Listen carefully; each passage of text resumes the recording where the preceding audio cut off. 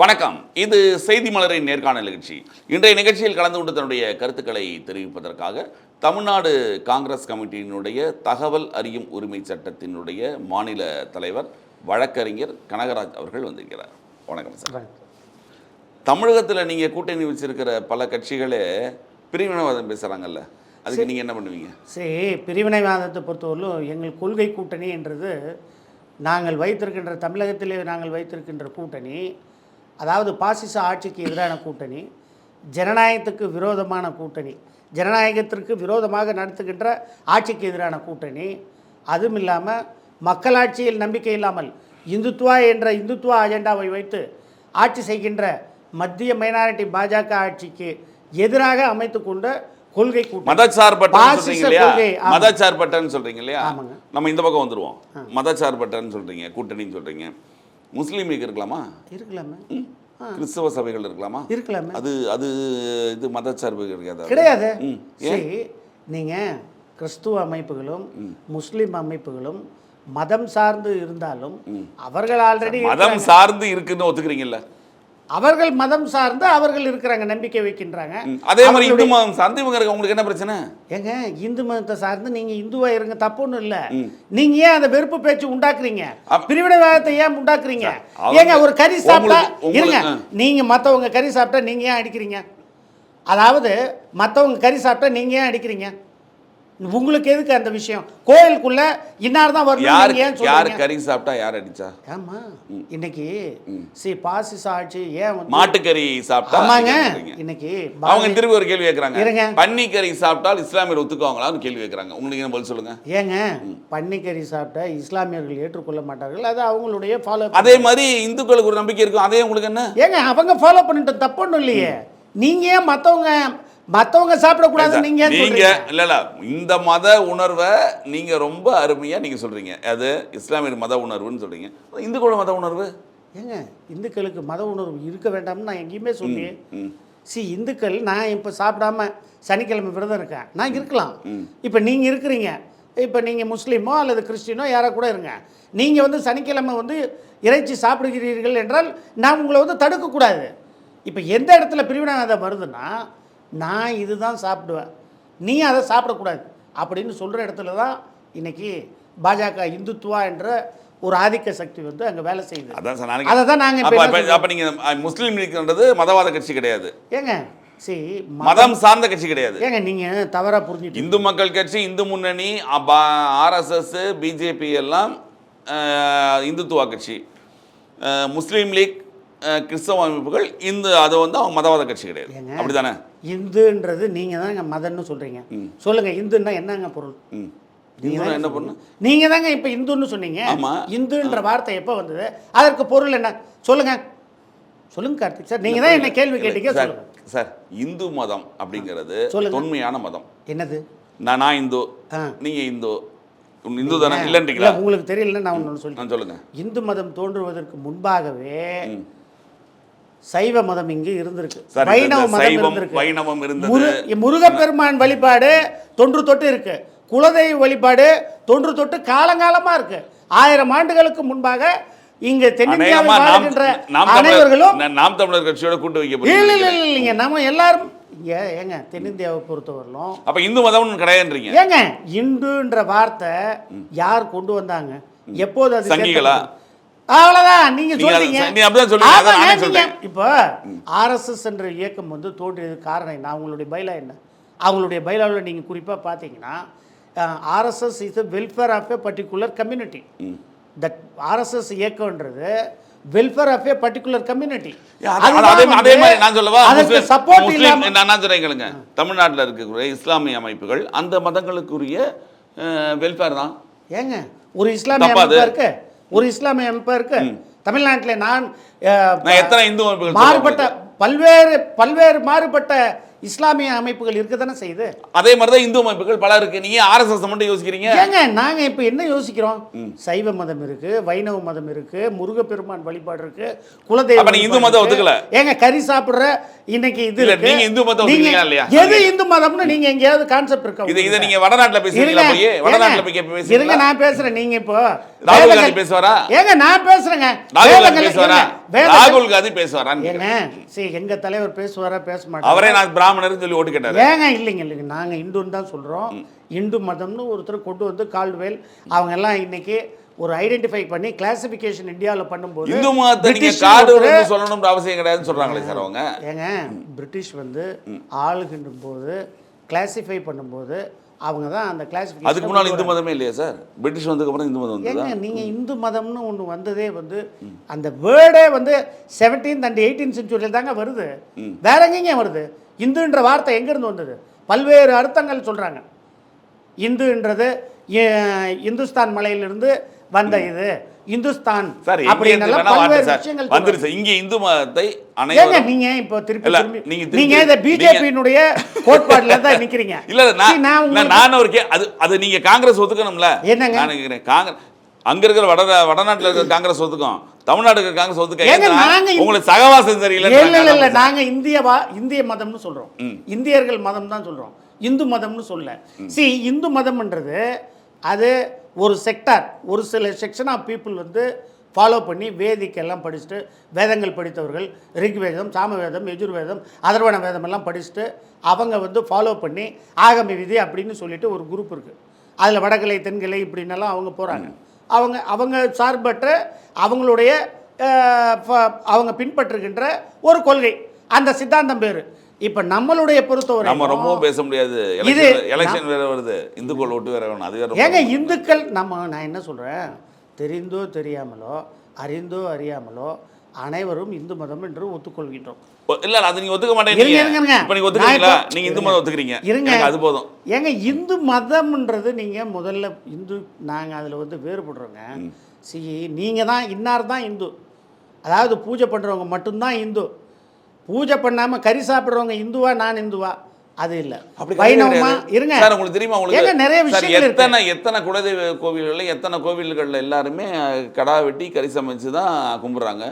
அது யாரும் இல்லைன்னு சொல்லவே. நீங்க ஏன் ஒரு குறிப்பிட்ட மதத்தையே நீங்க தீக்காக்காரங்க மாதிரியே நீங்களும் இல்லைங்க. நீங்க அங்க கொஞ்சம் வேறுபடணும். நாங்க இந்துக்களுக்கு எதிரானவர்கள் அல்ல, இந்து சம்பிரதாயங்களுக்கு எதிரானவர்கள் அல்ல, கடவுளை வழிபடுறவங்களுக்கு எதிரானவர்கள். ஏன்னா வடக்குல ஓட்டு வாங்க முடியாது. இல்ல நாங்களும் இன்னைக்கு சிவனை கும்பிடுறோம், காசிக்கு போகிறோம், கங்காவை வழிபடுறோம், இங்கேயும் பெருமாளை கும்பிடுறோம், எல்லாமே பண்ணுறோம். ஏங்க நீங்கள் எல்லா இடத்துலையும் நாங்கள் கடவுளுக்கு மாறுபட்டவர்கள் கிடையாது. சொல்லப்போனால் பாப்ரி மஸ்ஜிதில் இன்றைக்கி இரு தரப்பினருக்கும் சமமான மத நம்பிக்கை வேண்டும் என்று மறைந்த தலைவர் ராஜீவ்காந்தி அவர்கள் அரும்பாடுபட்டார். அதற்காக எல்லாம் செஞ்சாங்க. நாங்கள் இந்துக்களுக்கோ அல்லது இஸ்லாமியர்களுக்கோ விரோதிகள் அல்ல. அனைவரும் அவரவர்கள் நம்பிக்கையின் பேரில் வாழ்க்கை நடத்த வேண்டும். அதுதான் ஏற்புடையது, அமைதியான முறையில். இதை தான் நாங்கள் விரும்புகிறோம். எங்களுடைய மதர் சார் இது அப்படியே வடநாட்டில் போய் சொல்லுவீங்களான்னு கேட்குறேன். ஏங்க நான் இந்தியன்னு சொல்கிறேங்க. இந்தியர் மதம், இந்து மதம், அதாவது இந்து மதம்னு சொல்லி இந்தியாவை சார் நான் கேட்டேன். நான் சரி இந்த டாபிக் நம்ம வேற மாதிரி டாபிக் நான் என்ன கேட்குறேன்னா, தமிழகத்தில் இருக்கக்கூடிய உங்களுடைய கூட்டணி கட்சிகள்லாம் பிரிவினைவாதத்தை ஆதரிக்குதே அப்படின்னு கேட்குறேன். கூட்டணி கட்சிகளினுடைய அதுக்கு நீங்கள் கொள்கைன்றீங்க. பிரிவினைவாதத்தை ஆதரித்த நாங்கள் அதை எதிர்ப்போங்க. எங்களுக்கு பொறுத்தவரையிலும் தேசம் ஒன்றாக இருக்கணும், தேச ஒற்றுமை முக்கியம். அதாவது தேசமும் தெய்வீகம். தேசமா ஒன்றியமா ரெண்டும் ஒன்று தாங்க.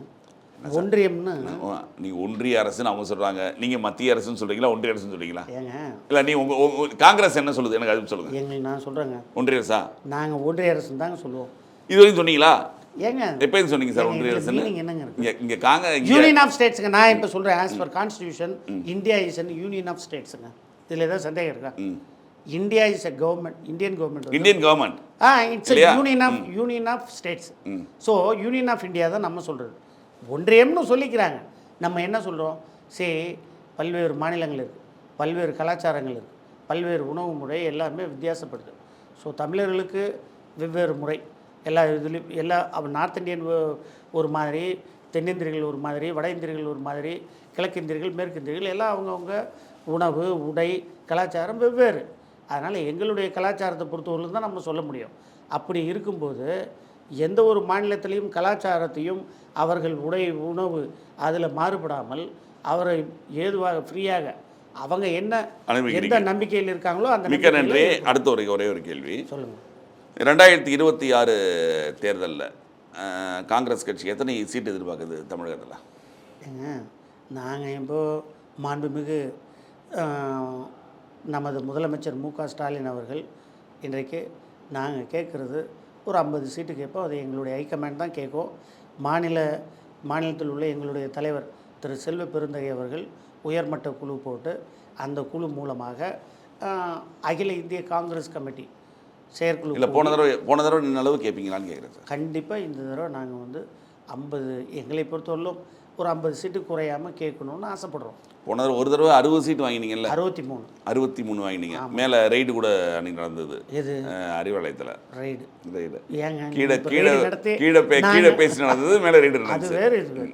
அதுதான் வந்து நாங்கள் நடத்தின சிபிஐ. இப்போ இருக்கிற சிபிஐ யார் வீட்டுக்கு ரைடு நடத்துனாங்க? இபிஎஸ் வீட்டுக்கு நடத்தல, ஓபிஎஸ். இல்லை ஞாபகப்படுத்துனேன். அந்த 63 சீட்டு சொன்னீங்க இல்லையா, ஞாபகம் இருங்க. நீங்கள் 63 கோடி ரூபாய் வந்து டிமானிட்டைசேஷனில் சேலம் கோஆப்ரேட்டிவ் பேங்க்கில் இது பண்ணாங்க. அதில் யார் மாற்றினாங்கன்னு உங்களுக்கு தெரியும். அவங்க வீட்டுக்கு ரைடு நடத்தலை. இன்றைக்கி சிபிஐ வச்சு எல்லா மாநிலங்களையும் எதிர்க்கட்சிகளை, பாஜக இல்லாத மாநிலங்களில் அவங்கள திமுக மேலே, செந்தில் பாலாஜி மேலே, எல்லார் மேலேயும் ரைடு நடத்திட்டு தானே இருக்காங்க. தவறான குற்றச்சாட்டு. இடி எதுக்கு இருக்கு? இடி வந்து இன்றைக்கி பார்த்தீங்கன்னா மத்திய மைனாரிட்டி பாஜக செந்தில் பாலாஜி மேலே சுமத்தப்பட்ட குற்றச்சாட்டு தவறு அப்படின்னு சொல்லிட்டு நீதிமன்றம் சொல்லையே சார். நீதிமன்றம்னு சொல்லியிருக்கிறது செந்தில் பாலாஜியோட, அது நீதித்துறை சம்மந்தப்பட்டது. அது வந்து நம்ம விமர்சிக்க முடியாது, நான் அது கருத்து கூற முடியாது. ஏன்னா கேஸ் பெண்டிங் இருக்குது. இன்றைக்கு உச்சநீதிமன்றத்தில் கேஸ் நிலுவையில் இருக்கிறதுனால நம்ம அதில் கருத்து கூறுவது ஏற்புடையதல்ல. அமைச்சர் பதவி அவரை வந்து விலக சொன்னதுக்கு அவரே விலகிட்டார் இல்லையா? ஆமாங்க. தார்மீக கேஸை முடிச்சுட்டு திருப்பி வந்து ஜாயின் பண்ணிக்க போகிறார், அவ்வளோதான்.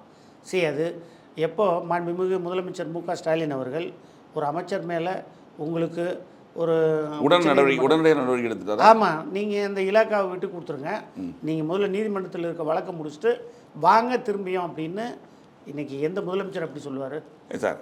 ஒரு ஜெயிலில் அவர் இருக்கார். அவர் ஜெயிலில் இருக்கும்போதே அமைச்சர் பொறுப்பில் தான் இருந்தார். அதற்கப்புறம் அவர் ராஜினாமா பண்ணார். திருப்பி அவரை வந்து ஜாமீனில் விடுவிச்ச மறுநாளே திருப்பி அமைச்சர் பதவி திருப்பி நீங்கள் கொடுத்துட்டு இப்போ வந்து ரொம்ப தியாகி மாதிரி சொல்கிறீங்களே அப்படின்னு கேட்க மாட்டாங்களா சார்? இல்லைங்க.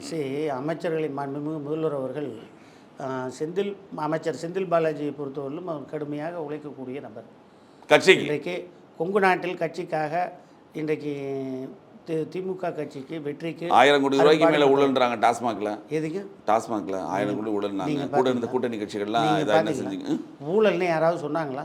எங்கே டாஸ்மாக் ரொம்ப தூய நடக்குன்னு சொல்றீங்களா? நீங்கள் இப்போ நான் கேட்குறேன், இப்போ இடி சொன்னதை நீங்கள் தவறாக புரிஞ்சுக்கிட்டீங்க. டாஸ்மாகில் ஊழல்ன்றது 2013 47 எஃப்ஐஆர் அதில் பதிஞ்சிருக்காங்க. 30 அதில் ஃபுல்லாக ஏடிஎம்கே பேரில் பாதி. நீங்கள் அந்த கணக்கில் அப்போது ஃபஸ்ட்டு டாஸ்மாக் அமைச்சராக இருந்தவர் யாருன்னு உங்களுக்கு தெரியும். அதிமுக அமைச்சர் தெரியுமில்ல உங்களுக்கு. அதன் பிறகு வீரமணி, அதன் பிறகு இவர் செந்தில் பாலாஜி 2 டேர்ம். ஸோ இவங்க ஏற்கனவே இப்போ அதை ஊழல் நடந்தது, அது அப்படியே தொடர்ந்து வந்தது. அதிமுக 2013-14 இருந்த அவங்க இந்த காலகட்டத்தில் இருந்து அதே மாதிரி தொடர்ந்து வந்து டிவிஎஸ்சி போட்ட கேஸே அதுதான், அந்த காலகட்டத்தில் இருந்தே போட்டிருக்காங்க. ஸோ அதுதான் ஈடிக்கு போயிருக்கு. ஈடி வந்து அதில் அவங்க என்ன பண்ணியிருக்கணும்னா, எங்களுக்கு எம்டி கிட்ட எங்களுக்கு அந்த கன்சர்ன் ஃபைல்ஸ் கொடுங்க, நாங்கள் எல்லாம் அதை ஆராயணும் அப்படின்னு சொல்லியிருந்தாலே ஃபைல்ஸ் கொடுப்பாங்க. ரெய்டு நடத்த வேண்டிய அவசியமே இல்லை. இன்றைக்கு தொடர்ந்து ரைடு நடத்தணும் கோர்ட்டே சொல்லிடுது சார். அப்புறம் நீங்களே எப்படி நான் என்ன சொல்ல வரேன்னா, ஈடின்றது இப்போ நடத்துனாங்க ஆத்தூரில் ஒரு விவசாயி 2 ஏக்கர் கொடுக்கல, அதுக்கு என்ன பண்ணாங்க? ஈடி உடனே போனார். அந்த விவசாயிக்கு 450 ரூபாய் தான் இருக்குது அவர் அக்கௌண்ட்டில். ஈடி நோட்டீஸ் கொடுத்துட்டாங்க தெரியாமல். ஈடி எதுக்கு பயன்படுத்துகிறாங்க? அடுத்தது அங்கித் திவாரி மதுரையில் ஈடி அதிகாரி 25 லட்சம் லஞ்சம் வாங்கினார். ட்ராப் செய்யப்பட்டு வழக்கு போட்டு உச்சநீதிமன்றத்தில் பெயிலில் இருக்கார். இப்போ உச்சநீதிமன்றம் மூலமாக சார் எந்த ஒரு அமைப்பாக இருந்தாலும் ஒரு சில பேர் வந்து ஒரு சில பேர் நீங்க 2 பேர் தான் சொல்றீங்க. ஈடில ஒரு குற்றவாளி அவர் இல்லையா? அதுக்கு மொத்த ஈடியே வேணாம்னு எப்படி சொல்லுவீங்க? ஏங்க நான் சொல்றேங்க, இன்னைக்கு வந்து ஈடின்றது என்ஃபோர்ஸ்மெண்ட் டைரக்டரேட் அல்ல, எக்ஸ்ப்ளாய்டேஷன் டைரக்டரேட். எதை எக்ஸ்ப்ளாய்ட் பண்ணணும்னா எதிர்க்கட்சிகளை எப்படியாவது நிர்பந்தம் செய்து இன்றைக்கு பாஜகவிற்குள் கொண்டு வர வேண்டும். அஜித் பவார் மேலே இடி போச்சு. அப்புறம் என்ன ஆச்சு? அஜித் பவார் வந்து பிஜேபியில் சேர்ந்த உடனே அவர் தூய்மை கங்கையில் குளித்து எந்திரிச்ச ஒரு மாதிரி, அதாவது ஒரு ஏடிஎம் மிஷினில் போயிட்டு வந்த மாதிரி வாஷிங் மிஷின் ஒன்று இருக்குது பிஜேபி கிட்ட. இப்போ இந்த மைனாரிட்டி பிஜேபி என்ன பண்ணுதுன்னா, யார் யார் நல்லா வேலை செய்கிறாங்க மைனாரிட்டி பிஜேபி ஜெயலலிதா பீரியடுக்கு மொதல் பீரியட் நினைக்கிறேன், மைனாரிட்டி திமுகன்னு சொன்னாங்கல்ல, அவங்க கூட சொல்லிட்டே இருப்பாங்க. ஞாபகம் இருக்கா உங்களுக்கு? ஆமாங்க. அப்போ அவங்க சொல்லலாம், 2006 ஆமாம், அப்போ அவங்க சொல்லலாம், இப்போ நாங்கள் சொல்லக்கூடாது. அதான் கேட்குறேன். மைனாரிட்டி பாஜக தாங்க மீண்டும் பதிவு செய்யலாம் சார். ஞாபகப்படுத்துறேன் உங்களுக்கு. மைனாரிட்டி பாஜக பாரத பிரதமர் இப்போ கூட நான் அதை வந்து பதிவு. அதான் சொன்னேன், அவங்க ஜெயலலிதா சொன்னாங்கல்ல மைனாரிட்டி திமுகன்னு சொன்ன மாதிரி. ஆமாங்க. இன்னைக்கு நிதிஷ்குமாரும் சந்திரபாபு நாயுடும் இல்லைன்னா இல்லை ஆச்சு. அதுதான் நிலைமை. ஒரு வாரத்தில் கவுத்துருவாங்க, 2 மாதத்தில் கவுத்துருவாங்க. நிதிஷ்குமாரும் இவரும் சேர்ந்து சந்திரபாபு நாயுடு சொன்னீங்க, இப்போ வரைக்கும் அது நடக்கவே இல்லைன்னு சொல்கிறாங்களே. நடக்கும், பொறுத்திருந்து பாருங்க. 2026 தேர்தலையும் பார்ப்போம். இவங்களை போல இடி சிபிஐ இருந்ததுன்னா தேர்தல் அதிகாரி தலைமை தேர்தல் ஆணையர் இருக்கிறவர்களும் எதுவும் நடக்காது. அது கூட நடக்க கூட பண்ணுவாங்க. கண்டிப்பாக. மிக்க நன்றி. அகில இந்திய அரசியல் மற்றும் தமிழக அரசியல் நிறுவனங்கள் குறித்து எங்களை பேசியது மிக்க நன்றி. நிகழ்ச்சியில் கலந்து கொடுத்து தங்கள் மேலான கருத்துக்களை தெரிவித்து நன்றி.